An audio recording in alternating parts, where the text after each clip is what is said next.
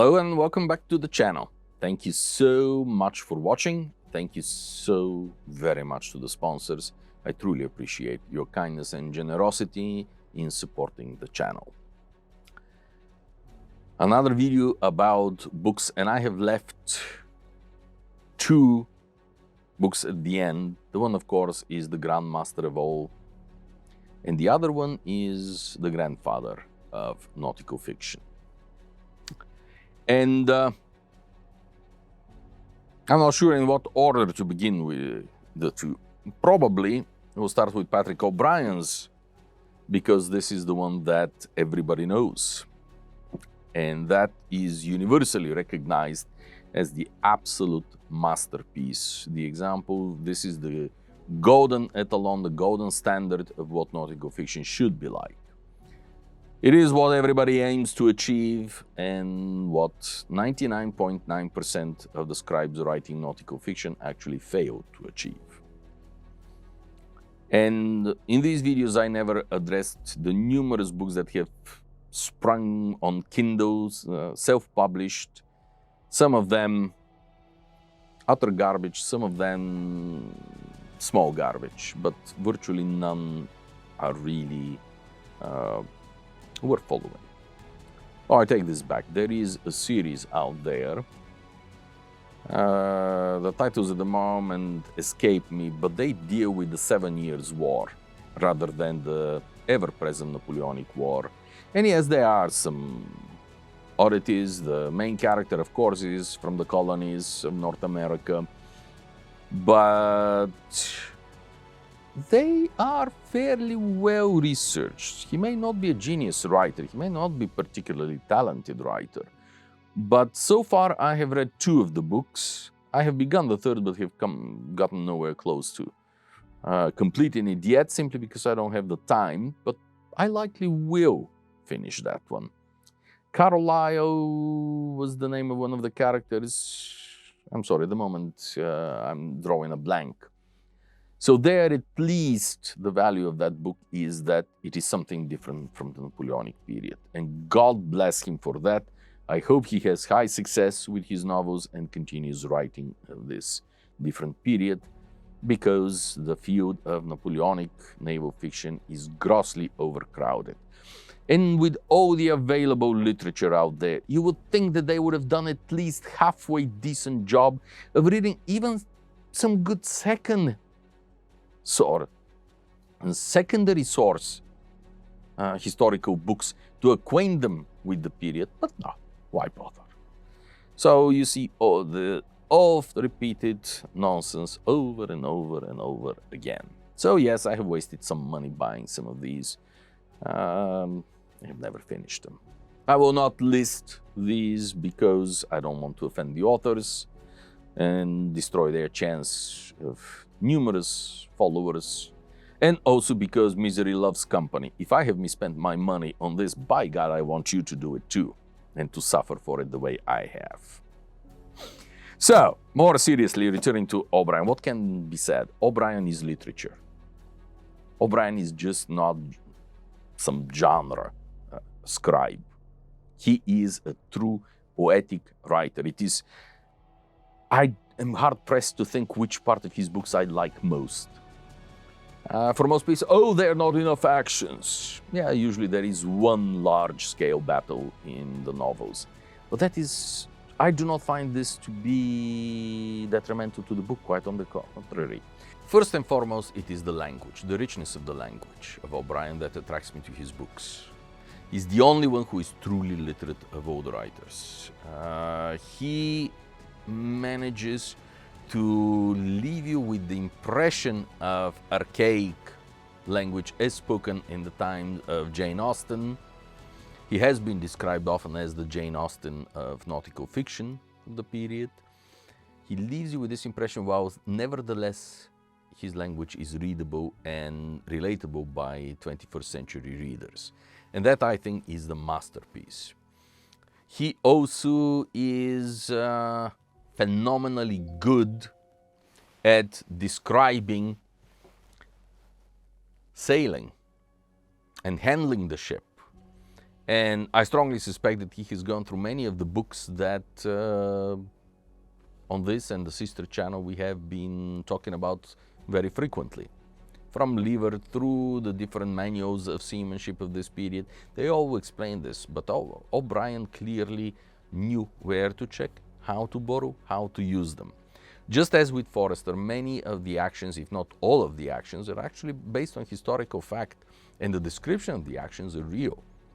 Yes, he changes the names of the characters, of course, and Aubrey is the one who is the forefront. Aubrey is a wonderful person. I have known people like Aubrey. He is relatable. He is alive. He is, you feel like you're in there with him in the great cabin. And to some extent so is Maturin. As a colleague of mine, a famous English literature of the sea professor, Professor Berko Edwards, once put it, all right, how is Maturin really believable character? He's this super intelligent, cultured, sophisticated man who has incredible store of knowledge, who is fluent in heaven alone knows how many languages, to the point where no one can recognize that they are not native to him, and yet he cannot memorize what is port and what is starboard side of the ship. That just does not make any sense when you have knocked around the seas for 14, 15 years at least. I mean, Professor Berko Edwards and myself took a group of students to Niagara for a month of sailing some years ago, some decade plus ago, and within 10 days or so they were perfectly adequate. They were going up aloft, they were useful crew. And yet here is the genius Stephen Maturin who cannot learn elementary terminology. Of course, the author is implying with this that he just cannot be bothered with it. And his mind is somewhere else. In a way, this is your proverbial academician and professor that all caricatures represent academics as scatterbrained, not knowing in what world they live. It is inaccurate. After all, we do have to fight somehow the bureaucracy and administration of our institutions. That does take some cunning. But that is some of the things that I find. I love his sailing descriptions. I love his sea chases, probably even more than the naval battles. As I said before, many of them are taken directly either from the gazettes, the official correspondence. He did his research very, very meticulously. And this is something that many of the scribes who are attempting to write naval fiction should do too. Go to the archives.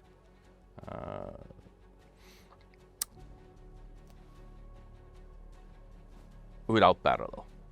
By far my favorite writer in series. Only the dear Lord knows how many times I have read them, how many times have I listened to them on audiobooks, on long trips, especially when I was still a graduate student, doctoral candidate at Texas A&M, because I was living at the time in Houston. So it was door-to-door, one-way, 100-mile drive every other day for me. Plenty of time to listen. And then entering Houston's traffic in the afternoon, oh joy. It is the audiobooks with Patrick Tull reading that kept my sanity, or what passes for a sanity among most people. So, unparalleled, the quintessential example of what nautical fiction should be. Go forth and emigrate. Aubrey Maturin are the series that everybody knows about. That everybody has heard, everybody has read, films, rather ludicrously bad films, though Mr. Crow did a fantastic Jack Aubrey, far better than I expected him to be able to do. And all the weaknesses of the film have nothing to do with Mr. Crow, have to do with the director and the historical consultants. No one can persuade me that the statement that Brian Lavery was consultant to that film is actually true. He may have agreed to consult them. There is no way that they had actually consulted him on this and he had agreed. But that is the subject of a different conversation. Alas, it does not appear that another film would be made on this. Maybe we'll record a video discussing the ins and outs of Master and Commander, The Other Side of the World, the film, versus the reality, and just where the creators of that film went badly off track. It's not that it is badly filmed. Anyway, so Patrick O'Brian did another 2 nautical novels.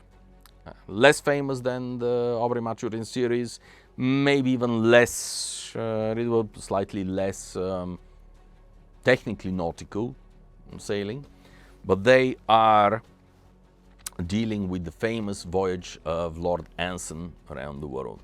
And they were brought to my mind more recently at the show at the new USS New Jersey, because a gentleman talked to us about the Centurion, and that a model is supposed to, a kit of the Centurion is supposed to be released, and was looking anyway, that would be a fantastic model to build, in parentheses. Returning to the subject, the 2 books are dealing with the voyage. The one is specifically with Anson, the Golden Ocean, and it is beautifully written as an O'Brian book. It is funny. It is written with good humor, with good, beautiful language. It is not as deeply involved as the O'Brian series. It is an earlier book. Then the second one is dealing with the loss of the Wager. And there already you can see O'Brian and O'Brien's Jack Aubrey in the disguise of Jack Byron, otherwise known as Foul Weather Jack, and the famous admiral from the American Revolutionary Wars, and also his best friend, another nutter, Tobias, anyway, the last name escapes me. But Aubrey and Maturin are much more mature works. There is very little difference between Jack Byron of the novel and Jack Aubrey of the series. The surgeon, there the story is completely different. Maturin is by far the more interesting character. Toby, whatever his last name was, is quite limited in many ways as a human being. So, enough about O'Brian. I think I managed to drive across the point that he is my favorite of all these. And then we're coming to Frederick Marryat. Frederick Marryat is, if Forrester is the father of nautical fiction, then Marryat is the grandfather. Frederick Marryat is wrote in the mid-19th century. He was a sea officer.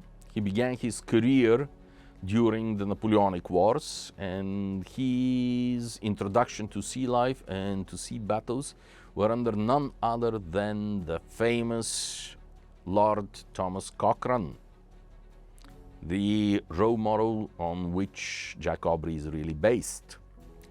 He of Speedy versus Gamo fame, although when Marryat joined him, he was already a post captain and was with Pallas and the frigate that he obtained, the 38-gun frigate that he got after Pallas. I'll remember the name in a moment, which ship he commanded. But that was the most productive years of Cochrane. And Marryat was there with him to remember and record these things and reuse in the future. Marryat continued serving in the Navy after the wars until the late 1830s, when he reached the rank of commander and commanded a 30-gun sloop of war on the South American station, fighting the slave trade and smugglers. You can imagine how outraged I was to see in some online source Marryat described as a racist. He who, instead of burning city centers in support of the struggle against racism, actually fought slavers. it's not worth continuing along these lines. Suffice it to say that in the late 1830s, when he was still in command of his sloop of war, Frederick Marryat began writing novels. How would I describe his novels? They vary in quality widely. Most of them probably are not quite readable in the 21st century, except the nautical sections. This is the only writer who truly understood the rigs, who actually had commanded them in real life, who did not have an engine when and if they bugger the sailing action to save their ham with. He participated in actual actions. So he's the real deal. What he describes, everything, every action, all the sailing, all the naval actions in his books are based on his experience. Yes, he's using 19th century language, but if you read carefully through the books, you will see that he is anything except racist. Quite on the contrary. He's showing a lot of understanding, a lot of commiseration for Africans, a lot of understanding. And as I said, after all, most of his grown-up career as a commanding officer was in fighting smugglers and slave smugglers specifically. Eventually, his books were so successful in the 19th century that he left the Royal Navy and dedicated himself completely to writing novels. Not all of his books are of the same quality, and he was prolific. I think he wrote something like 48, 50 novels in his time. I have many of them. I cannot claim to have read all of them, but I have read most of the major nautical ones. Midshipman Easy is a well-known book that is still okay for modern readership. It is funny as hell. The King's Own is a good, less funny, but readable book. Percival Kane is another novel that is well worth reading for nautical enthusiasts and shipmodelers. And of course, his masterpiece, his crowning piece of work is Peter Simple. I love the start of the novel. What parts of the novels of Marryat are worth reading, what are not? What has aged poorly over the, well, couple of centuries nearly since he wrote them? There are parts that this idealized, purely platonic love from distance that was so popular in the 19th century. We see it in the Sandokan novels by Emilio Salgari. We see it in Peter Simple. As a 10, 12-year-old, he sees a 6, 7-year-old girl. Everything is purely platonic, mind you. And 10 years later, he's still deeply in love with her and can think only of her, not having seen her in between, not thinking that he will ever see her. But the love between them never expressed, never mentioned before, never realized before. Suddenly, when he grows up, he realizes that he's in love with this girl, meets her again, and she, lo and behold, she too is in love with him, not having seen him 10 years. Incidentally, for many married men, they may actually see a lot of morale in this story, in pointing out that the long distance and many years in between keep love strong. Joking aside, the parts that I value in these books are the seamanship, the seafaring, the fighting, because they all are coming from real life, and they are believable and they are important. It is in Frederick Marryat that I have found one of the things that I have always felt strongly about. In Percival Kane, he describes a fight between a pirate vessel and a schooner that the character has been put in charge of. He's a junior lieutenant at the time, or master's mate even, not even a lieutenant, I think. He catches up with the pirate brig. And then he famously, in the action, in the first part of the action, the pirates have the upper hand, definitely. And as he points out in his conclusions, as she was a brig, square-rigged brig, She had the legs of us and were better to windward than we with our schooner were. This goes against the grain of everything that we have been fed over the years, of how the schooner can outpoint and outsail a square rigger anytime. Here is the man who actually sailed both ships, and he says that's not true. Who do you believe? The modern philosophers or the man who actually sailed these ships? I know where I put my trust in this. Especially since there are other independent sources of information on this. No lesser man than Lieutenant James Cook, the future great explorer. He spoke also of the fact that he was given, after the fall of Quebec, he was given a schooner, and he immediately asked permission to change her to a brig because, quote unquote, I intend to take her in restricted waters when I need a weatherly and maneuverable ship. So a square-rigged brig is going to be more useful than a schooner. He was assigned the task of cartography and charting the newly acquired lands by the British Crown, the Admiralty. So, yes, I do believe Marryat over the others. And the final comment on this, is he right about this, is, well, look at the privateers of the War of 1812. The overwhelming majority of the American privateers were schooners. The overwhelming majority of American privateers, no matter what we like to think about it, were captured by the Royal Navy. And virtually all of them were captured by square riggers, mostly by frigates, in beating to windward. Ouch.